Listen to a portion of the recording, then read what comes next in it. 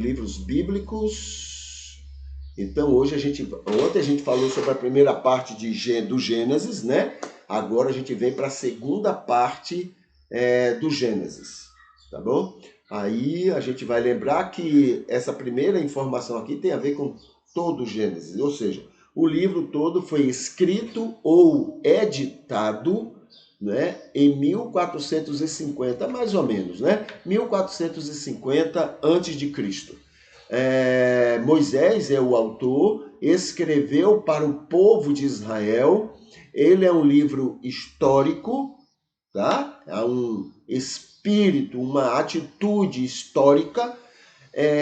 Ele foi reconhecido como inspirado lá por volta de 1440 a.C., ou seja, uns 10 anos depois, todo mundo já tinha certeza que era um livro da parte de Deus. Ele na Bíblia hebraica ele está na lei, nos livros da lei. Ele explica as origens e ele fala sobre a chegada de Israel ao Egito, né? Como chegou. Então vamos ver aqui alguns aspectos que chamam a atenção, são 4, tem aqui a segunda parte do Gênesis é da autoria de Moisés, né? Só que foi segundo o que escutou dos hebreus sobre a vida de Abrão e demais patriarcas. Então ele não vivenciou, ele não viu, mas ele ficou sabendo, recebeu a informação e ele escreveu. Por que a gente não diz que ele ouviu Deus falar para ele? Primeiro, porque lá tem muitas incongruências. Tá? Deus não iria falar no momento uma coisa e em outro momento outra coisa. Então há muita incongruência lá. Agora, porque seguindo a palavra séria, não figurada, não metafórica, a palavra de Lucas, ele fala sobre a inspiração que ele teve. A inspiração foi ele ter o desejo de escrever e ele foi pesquisar. Então a gente entende que esta é a maneira literal de se crer na inspiração. Nada de Deus ficar ditando, Deus me falou e eu estou aqui dizendo, escrevendo, nada disso. Por quê? Há muita incongruência, há muita incoerência nos textos, tá? Muita, não é pouca não. Um momento se fala uma coisa, no outro momento se fala outro. Entendeu? Só para você ter uma ideia, no momento o escritor diz que um espírito mau da parte de Deus foi quem levou Davi a desobedecer a Deus. No outro momento diz, não, nada de... né? Foi Satanás que fez isso. Então, não tem como ficar essa coisa coerente, tá bom? Então, Moisés, né, ele escutou informações sobre a época, ele, claro, interpretou e ele, então, organizou o texto nessa segunda parte do livro do Gênesis. 2. Como fez com a primeira parte do livro?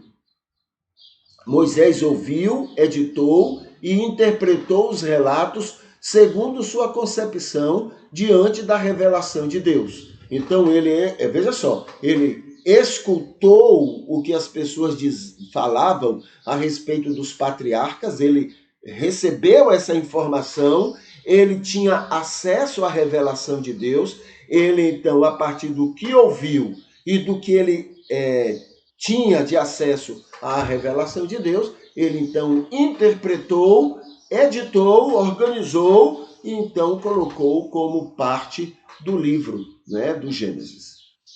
3. O livro se prende a relatar sobre a chegada dos hebreus ao Egito, depois de muitas situações na região de Canaã. Tá? O que mais? Na interpretação de Moisés, Deus tinha escolhido e formado um povo para sobrepor e ser servido por outros povos. Essa foi a concepção falha de Moisés. A ideia de que Deus amava só Israel e que os outros povos existiam para agradar Israel. Isso não é de Deus, isso não é bíblico. Deus ama Israel, mas da mesma forma e na mesma intensidade ama qualquer outro povo sobre a face da terra, tanto nos dias de hoje, quanto no futuro e também lá no passado. Deus ama a todos, sem exceção. Então ele amou Israel, mas amou também igualmente a todo e qualquer povo sobre a face da terra. Tá bom? Muito bem. Aqui tem, lembrando que só a revelação de Deus, só é revelação de Deus o que for coerente com Jesus e seus ensinos. Nunca esqueça disso. Só é palavra de Deus. Por exemplo, Davi diz assim: mata os teus inimigos, Senhor, né? Destrua. Aí você pergunta a Jesus: Senhor, tu mandou isso? Tu mandarias isso? Se o seu Jesus disse não, eu mandaria, manda matar. Então é coerente e ele então é de Deus. Agora, se Jesus disser não, eu mando que ame os inimigos. Aí você diz assim, não, olha, isso aí é coisa de Davi, bem intencionado, mas é de Davi, porque de Deus não é.